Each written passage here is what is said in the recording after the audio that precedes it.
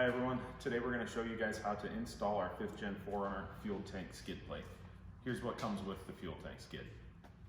So the fuel tank skid plate is going to come with 3 mounting legs. You have all 3 of these here.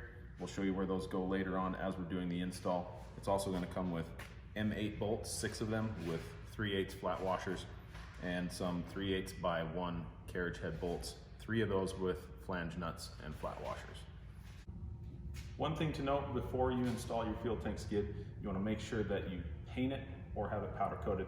You do not want to install it bare steel like we're doing today. We're doing this just for an install video. You want to make sure that it's coated before you install it. Otherwise, it will rust very quickly and you'll have a lot of issues with that. So make sure you get it powder coated first. So the first thing you're going to want to do is remove your original fuel tank skid plate that's on the 4runner. So we're going to show you where all the hardware is to remove. So you're going to start with the first bolt. It's kind of a tricky one to see. It's all the way up inside here. Next one going around the rear of the fuel tank skid. It's all the way up here above the drive shaft. And then as we move to the front, there's another one up here as well, kind of hidden behind the drive shaft. That's really hard to see, but it's back here. And then coming around to the outside here, we have 3 along the bottom of the frame. All right, so we're going to get started taking the bolts out to remove the original skid plate.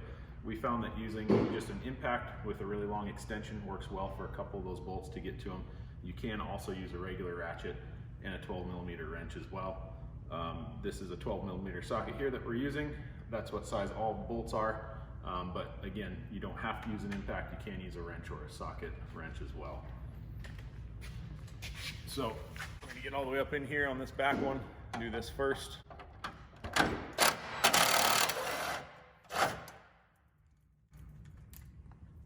And then I'm going to move to the other rear one, and I'm going to taking the extension off so the drill will fit up above the drive shaft here. I'm going to kind of wiggle it in there, and we can get that one loose. And our next bolt towards the front here above the drive shaft, I'm going to put the extension back on, and then I'm going to go from underneath the exhaust hanger here, and that one comes right out. And then for the rest of them, removing the extension again, putting the socket right onto the gun to take these 3 out. So as soon as these 3 are removed, the skid plate's going to be loose and it's going to want to come off. So make sure you have something holding it or someone helping you hold it in place as you take the rest of these bolts out.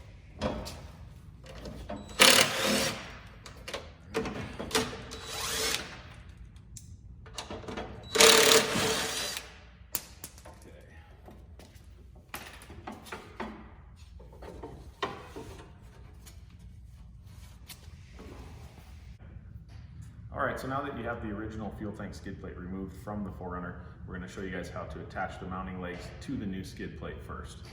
All right, so we're going to start with this longer skinny mounting leg first. This one goes on the inside of the fuel tank skid plate down here. So you're going to take this and line it up on the inside of this hole here, put in your carriage head bolt from the outside of the fuel tank skid. It's going to line up with that square hole that we have on the outside. Put your flat washer on and your flange nut. Now you can just leave these kind of hand tight for now, and then we'll get them all tightened up once it goes on the vehicle. So the next one we're going to put on is this larger bracket here with the gusset welded onto it. So we're going to put this smaller end down onto the skid plate first. It goes on the outside of the skid plate. We're going to take our carriage bolt, put it in through this bracket, then into the skid plate with the flat washer, and then the flange nut. So the last one we're going to do is this short L-shaped bracket. This one goes on the inside of the fuel tank skid, bolt from the outside.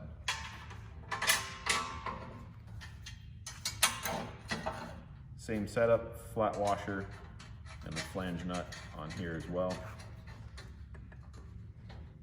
And we're just going to tighten them just enough so that they'll all stay upright like that for now, and then we're going to get it all aligned and put onto the vehicle. Okay, so we're just about ready to put the fuel tank skid onto the 4runner. One thing to note, if you do have rock sliders, whether it's our brand or someone else's, The sliders need to be installed onto the frame first, and then the fuel tank skid plate will overlap the sliders when it bolts onto the bottom of the frame. So just keep that in mind if you have sliders.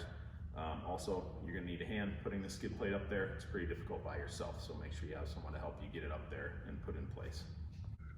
Okay, so we're about ready to lift the fuel tank skid into place. The main thing is you got to get this big mounting leg back here fit up in between the drive shaft and the fuel tank. So we kind of have to come in at a bit of an angle, wiggle that leg up in here, and then rotate and put it into place.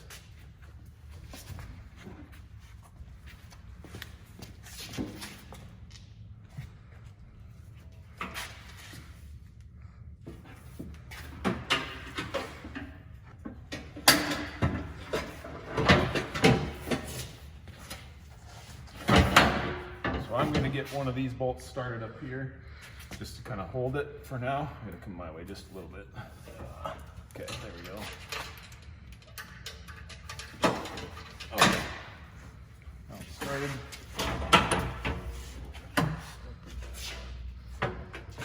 I'm going to put another one here just to hold this side up on the frame.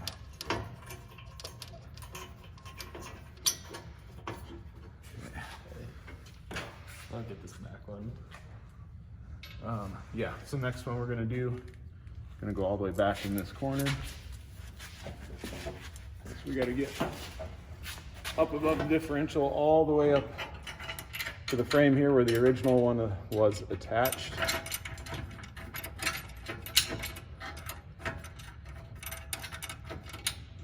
Okay, so once those are all loosely started, you can let go and the fuel tank's going to hang by itself for now. Then you can finish getting the rest of the bolts started. All right, so now we have all of our bolts started in the holes and to the original holes in the frame. We've tightened up these bolts just enough so that they're kind of putting a little bit of pressure on the fuel tank skid to hold it in place, but it's still movable. It's not completely tight yet. We have not tightened any of the other mounting leg brackets yet. So you want to leave this just loose enough that the tank skid can be adjusted a little bit before you tighten everything, because you want to make sure that the skid is not touching the fuel tank anywhere and nothing is rubbing. So this area along here is something you want to check before you tighten down all of the brackets, and as you're tightening these legs up to the frame, make sure you have a space here and the skid is not touching the fuel tank. All right, so we have all of our metric bolts that hold the mounting legs to the frame along the side here, and on these legs here we've got them pretty much tight, not fully, but almost all the way, so they're held up in place. The next thing you want to do is adjust the skid plate so that it's pretty much level, because there is some up and down movement here on this bracket along the side here.